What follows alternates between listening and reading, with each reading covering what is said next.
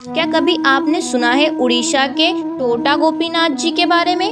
उड़ीसा में एक स्थान है टोटा गोपीनाथ। वहाँ के जो पुजारी जी थे वो सेवा करते करते उनकी कमर झुक गई और जैसे ही कमर झुकी तो अब वो ठाकुर जी को चंदन लगाते हैं तो माथे की जगह नाक पे लग जाता है, गाल पे लग जाता है और होठ पर लग जाता है।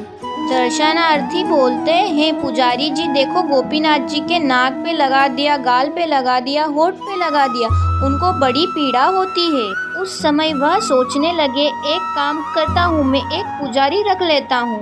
पुजारी जी बोले, मुझसे तो उनकी सेवा होती नहीं, कमर झुक गई मेरी। अभी उन्होंने नए पुजारी जी रख लिए। नए पुजारी जी जैसे ही मंदिर में आए और सेवा के लिए प्रस्तुत हुए, उनकी सेवा पुजारी जी ने कर दी। रात्रि में जैसे ही मंदिर बंद हुआ तो महाराज पूर्व के जो पुजारी जिनकी कमर झुक गई, उनके स्वप्न में श्री ठाकुर जी आए और बोले, देखो मुझे आपसे ही सेवा चाहिए, कोई और मेरा स्पर्श नहीं करेगा, आप ही चंदन घिसो, आप ही पोशाक पहनाओ, आप ही मेरा श्रृंगार करो।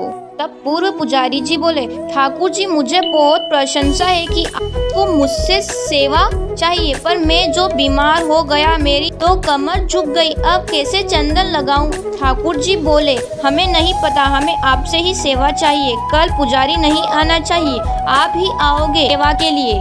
पुजारी जी बेचारे प्रसन्न भी हो रहे थे और रो भी रहे थे। प्रसन्न इसलिए हो रहे थे कि ठाकुर जी को मुझसे सेवा चाहिए और रो इसलिए रहे थे कि सेवा कर नहीं पा रहे। दूसरे दिन पुजारी जी स्नान करके मंगला में जैसे ही पूर्व पुजारी मंदिर प्रवेश किया तो उन्होंने देखा कि जैसे हम बैठे हैं वैसे ही सुखासन में ठाकुर जी ऐसे ही नीचे बैठ गए, इसलिए उनका नाम पड़ गया टोटा गोपीनाथ जी।